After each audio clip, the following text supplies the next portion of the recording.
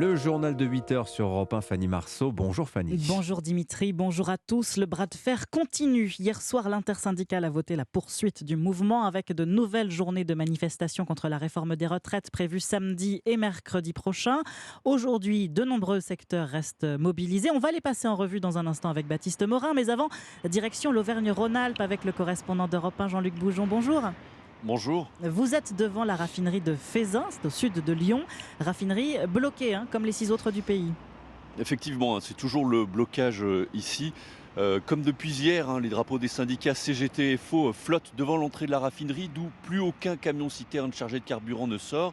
Les salariés grévistes ont toujours la même détermination, explique Julien Joannico, délégué FO de la raffinerie. Ce matin, on a fait une action avec l'intersyndicale Force ouvrière et CGT au port pétrolier de Lyon. Donc les 2 entrées du port pétrolier ont été bloquées et donc aucun camion charge là-bas non plus. On est encore à 80% de grévistes ce matin. Donc voilà, le mouvement continue, le gouvernement reste sourd face à notre manifestation. Donc on pense qu'il va falloir continuer, il va falloir intensifier.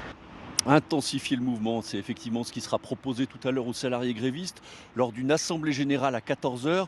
Des grévistes prêts à durer dans le temps malgré la perte de salaire due au jour de grève, prêts aussi à assumer une pénurie de carburant en station, assure Julien Joannico de FO.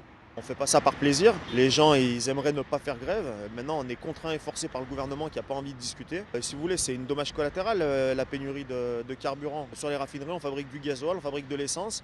Donc quand on se met en grève, effectivement, l'essence et le gasoil ne sortent plus. On sait que nous, on a un impact médiatique fort, un impact de nuisance fort aussi. On s'en excuse, mais le gouvernement nous pousse à en arriver là. Voilà, alors ce qui commence à se vérifier sur le terrain, tout à l'heure j'ai pu voir la première station Total indiquée en pénurie de carburant sur l'autoroute A7, tout proche de la raffinerie. Jean-Luc Boujon en direct de Feyzin dans le Rhône pour Europe 1.